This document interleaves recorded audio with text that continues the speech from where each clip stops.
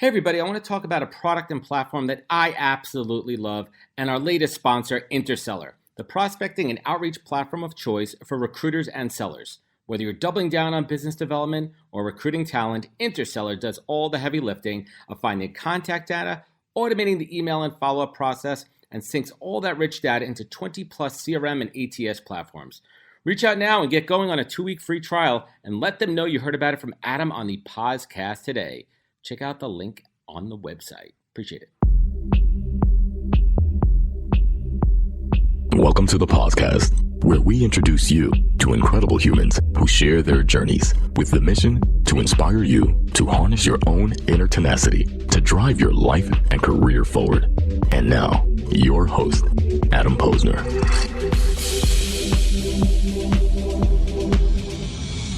Hey everybody, welcome back to the podcast where I bring you the best and the brightest in the world of business, marketing, entrepreneurship, and all things awesome. And there's no better guest that I would love to have on my show for the 1800th time, Mr. Dave Meltzer. Dave, how you doing, man? I am so good. And yes, this is a place that I love to be. And it's an amazing experience every time. And it's just been too long. I was so excited. We finally are getting back together. Usually it's in person, but I'm okay on this virtual scene with you especially. And I certainly appreciate you. And we were just joking before. I was trying to make the reference to getting your jacket. And I said green jacket, which is the Masters, but it's actually Saturday Night Live when I think a host does their 5th or 10th. I forgot what the magic number is, but they get the robe. So be looking for some podcast swag in the mail. I'm dead serious. I got some good stuff for you. Dave, your San Diego Padres heading into the All-Star break tonight are 10 games behind the Los Angeles Dodgers, the team hosting the game tonight. What's your outlook on your team, man, at the halfway mark of the season? Well, look, we have an extraordinary staff. The difference is our 2 MVP players. You're talking about 2 players that contend for the MVP, in Machado and Tatis Jr. We're not there. And when one of them was there, we were up there a game and a half out, a couple times a half a game up. So now what we're going to play for is to get everybody healthy and to make that wild card spot. I don't think we have enough time, with the players coming back, when they come back to reach out and grab the Dodgers. But as you know, in baseball, it doesn't matter. A lot of wild card teams go all the way. Yep. And I think we're going to be a tough team to play. I don't think that any team in the National League wants the Padres to make the playoffs with Tatis and Machado, with our pitching staff.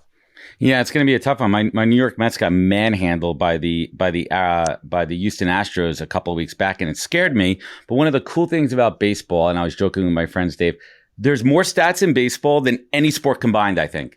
I mean, they have metrics for how did this guy on a Tuesday when his wife was pregnant in the month of June in an even year, right, against a lefty relief pitcher, right? They have crazy stats there. But one of the stats that blew my mind was the New York Mets in 1986 lost every game to the Houston Astros, and they came back, and we all know what happened there. A lot of synergies. I'm feeling good about my team. I'm feeling good about this conversation. So let me ask you this: how does that situation you're talking about with the Padres equate to business? You have a business team, and with so much of the great resignation, the great recalibration, everyone's moving jobs, work from home, all this BS. How do teams keep it together and step up these days? What are you seeing out there? Yeah, I think the determining factor, a little different than health, that's the wild card of baseball and football. Any sport. I would say, what good is Tom Brady if he's sitting on the bench, hurt? But more importantly, I think companies with the great resignation and, of course, the great rehiring, which is going to occur here pretty soon as well, is something called engagement. If you look at the surveys that have been done and the research that's been done, engagement is an all-time low. Even though we've had this remote working and hybrid working and other things, people are finding themselves in alternate interest and reprioritizing their own values, which creates less of an engagement. And why is engagement important? Let me use the Tom Brady analogy again. If Tom Brady was healthy, but he only played on first down, right? He was only engaged for a quarter of the offensive plays. It'd be a whole different team.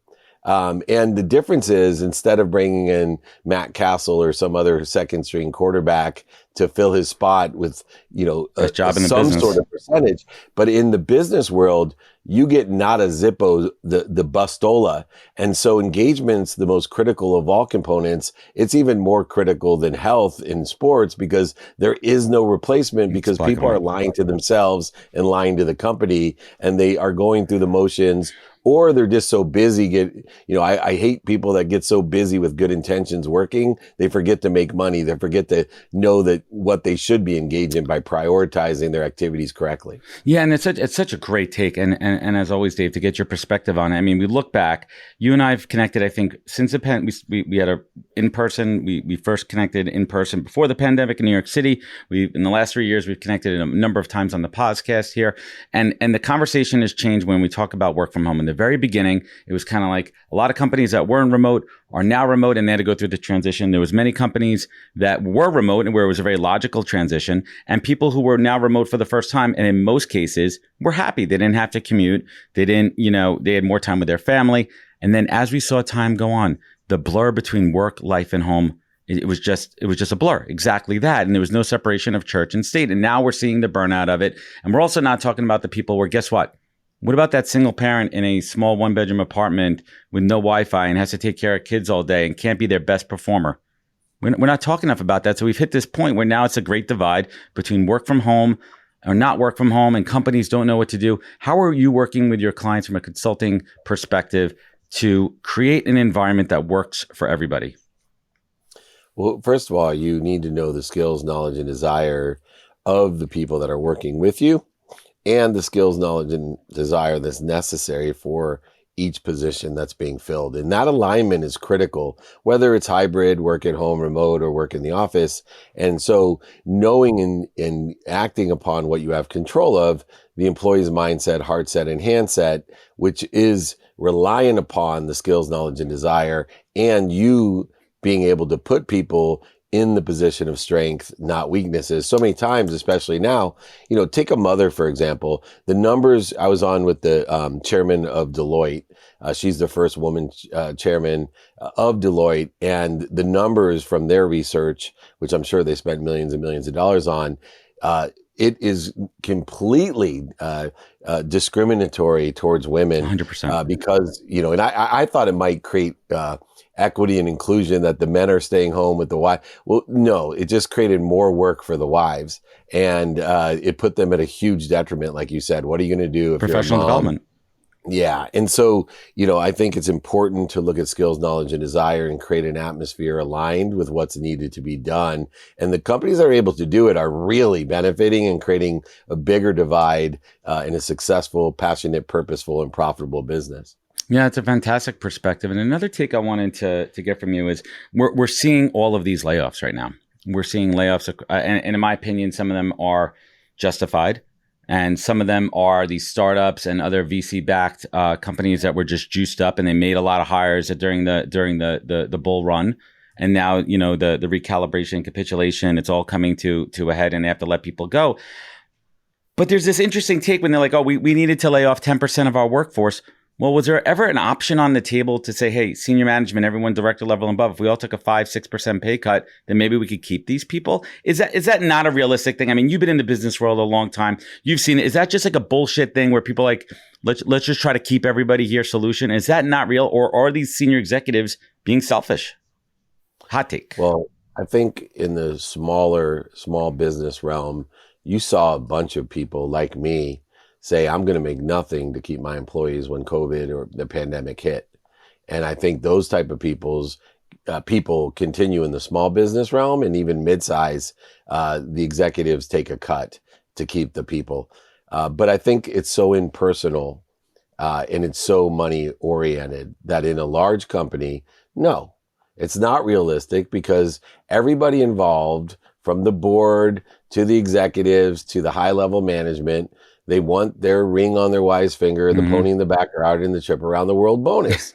And they would rather try to hit their numbers, or at least have an excuse why they didn't hit their numbers, by laying people off than actually taking a cut from the top down. And I think it's unrealistic to think because of the way big business is built, that there's a personal accountability or empathy involved with laying off 1,000 people that are working in the warehouse. Yeah, I mean, it's also context, right? When you hear about these layoffs, where were those folks cut from? Were they brought on during, a period of binging where there was great expansion and now there's contraction? And I think a lot of that is lost in the media too. And the other word, I mean, I'm going to call it what it is. I think that people throwing around the buzzword empathy too much. I think that, to take a word from one of my mentors, Joe Mulling, is this concept of emotional agility. To be able to level up and down your response to somebody else who's going through something so you can be best prepared to help them. And that's something I've really tried to do lately. Let's just say, Dave, you're going through something. What help am I to you if I come down all the way to your pain versus being at a little bit higher level so I'm actually able to help you? And I think that transcends to business too. What are your thoughts? Oh, absolutely. Meeting people where they're at, but also being able to elevate others, to elevate yourself, right? These are two separate things. And the way that I see empathy and use empathy, which is, I always like to work from stable data, because we do throw words around like authenticity or empathy. Those are two of the most thrown around words.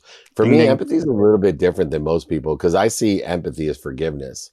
Obviously, I have a spiritual background. I have a different physical, metaphysical take on business than most people do. And so empathy for me is the ability to forgive myself for hiring all those people, right? To forgive myself for hiring all those people and being too optimistic and trying with good intentions to provide value and to create more value.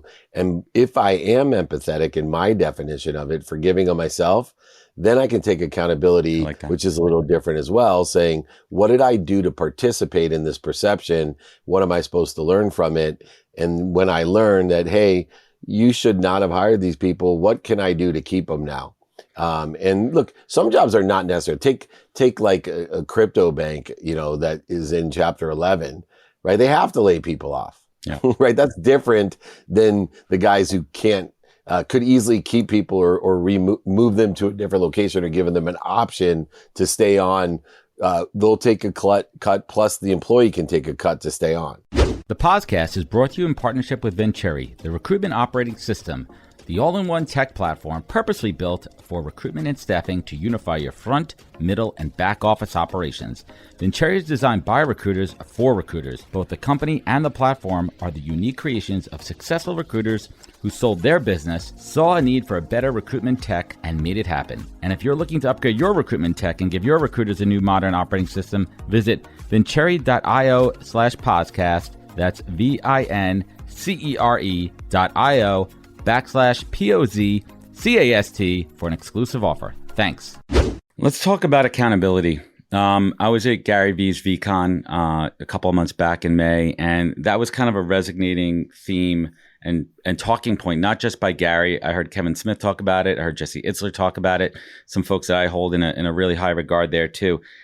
Accountability, and one of the pieces Gary was talking about is teaching accountability to kids when they're young. And I have a 4-year-old son. My daughter just turned 10, and I'm trying to find ways as a parent to teach them accountability. And it's tough. And Dave, as a parent of your kids are getting a little bit older. You have 4. Yeah. They're a little bit older. But talk to us a little bit about, well, there's 2 things. Like trial and error as a parent. We're never going to be 100% batting average, 1,000% batting average coming out of the gate as a parent. We learn too. But talk to us a little bit about, those lessons learned as a parent and teaching kids accountability, because this is me all ears learning from you right now. Absolutely. So two things. One, your kids aren't going to listen to you. And so the best way that we teach our children is let them watch us.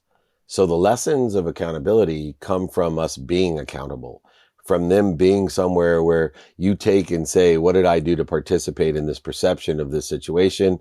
What am I supposed to learn from it? And articulate the lesson to the child or children of what you've learned from the participation in the perception. Now, the second thing I want to talk about is what accountability means to certain people, just like empathy means something different to me and forgiveness than it does to you.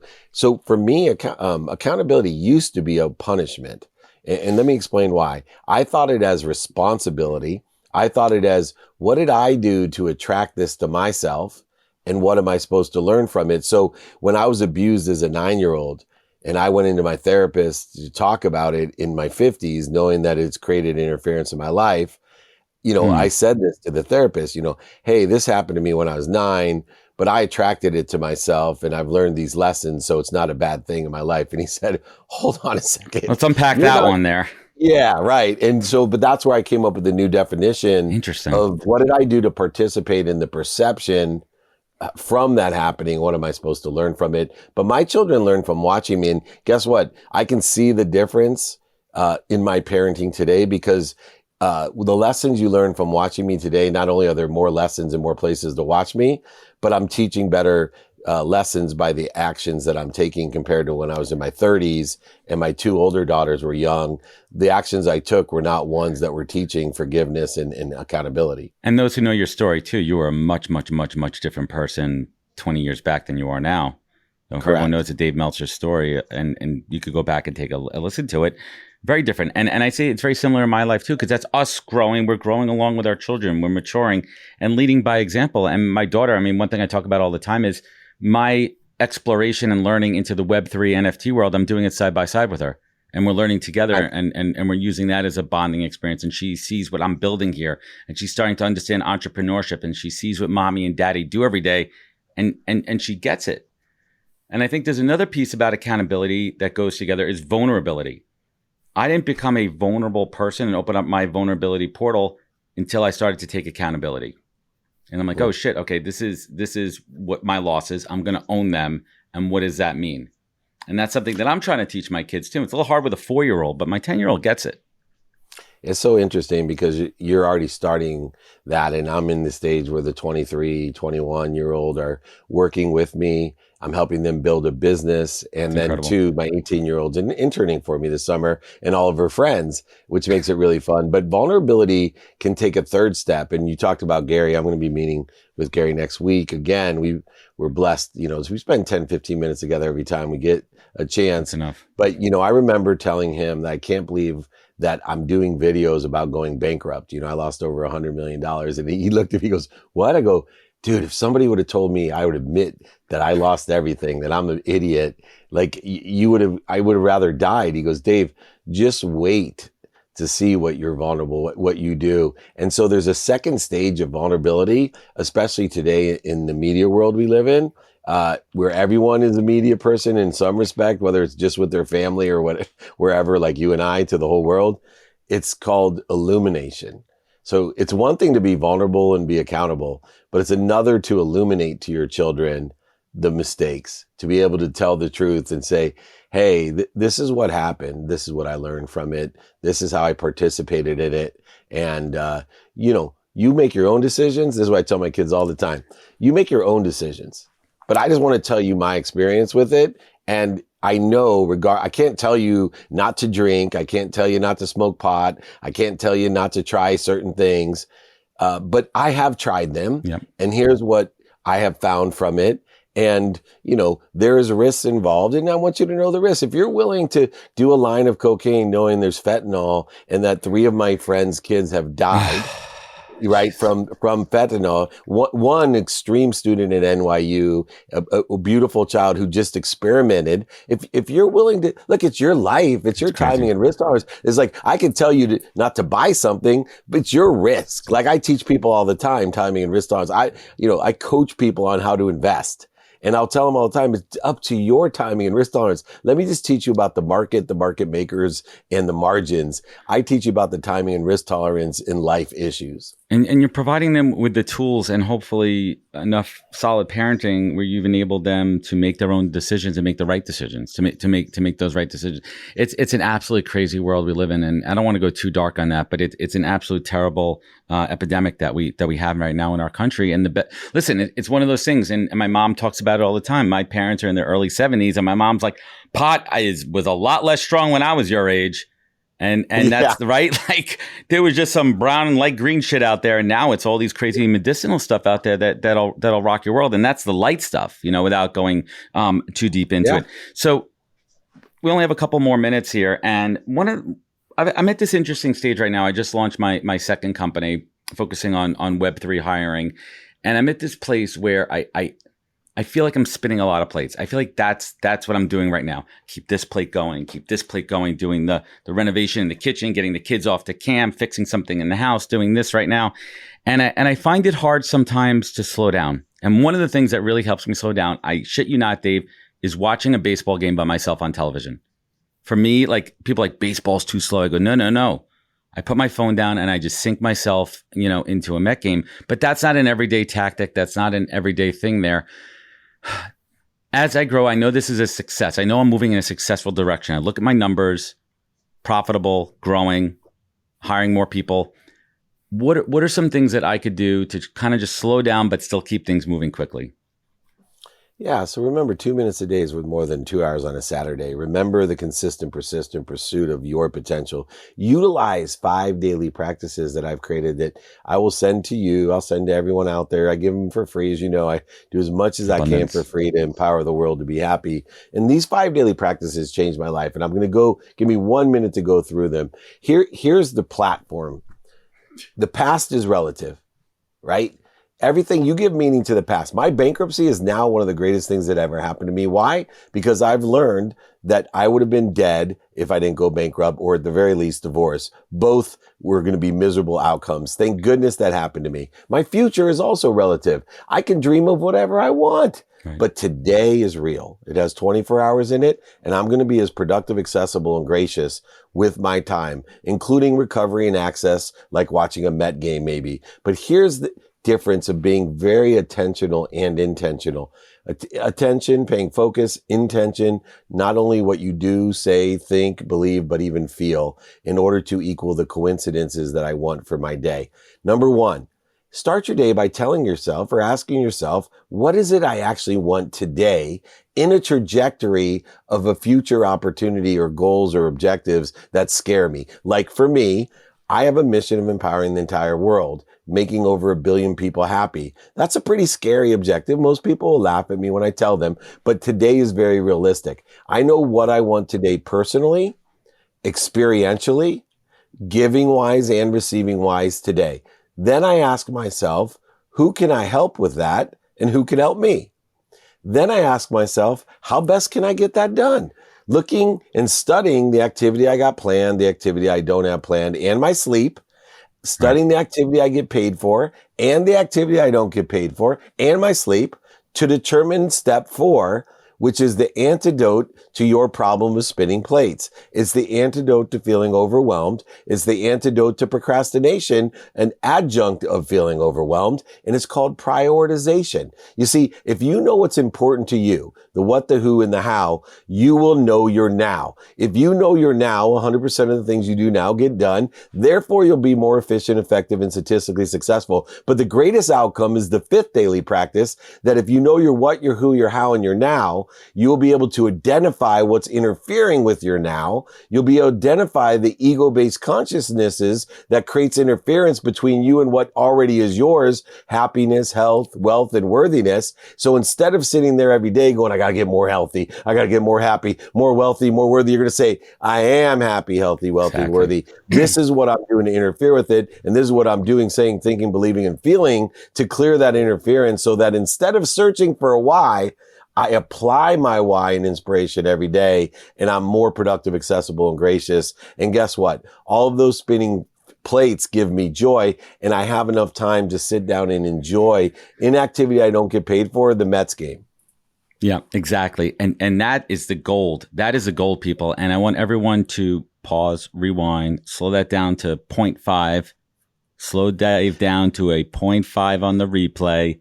Let that sink in there. And let me just say this too. The plates that I'm spinning are all fun, that drive my passion. I love what I'm doing. I'm in this mode right now, Dave, where I'm a creator. I mean, I've been moving into the space. I love creating stuff, and it just brings such joy to me. And right, and everything I'm doing is enjoyable. And of course, there's fears. I'm scared of my business and recruiting, of the market right now, and the economy, and this quote unquote recession, and that's keeping me up at night too. And you talk about sleep, and sleep is always about health and intake. And listen, we're not telling people not to drink or do other things, but that affects your sleep. You might enjoy it temporarily, but that's going to affect you negatively. So think about the decisions that you make every day. Last but not least, we're going to keep this one short and sweet here. So this is a new podcast question, because I've asked you all the go-tos. You've decided to give it all up. And no one knows about this passion of Dave Meltzer, but Dave, in his spare time, when he's not spinning plates or rooting for his Padres, he loves to write little anecdotes. He loves to write little fortunes.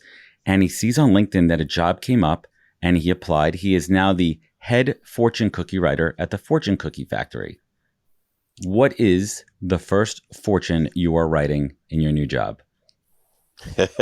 I'd like to say short and sweet. Remember, you like to talk a lot, Dave. Keep it short and sweet. Man who makes love in jelly patch ends up in jam. No, I'm just kidding. My simple one is my go-to. Be kind to your future self. Do good deeds. And what are your lucky numbers on the back?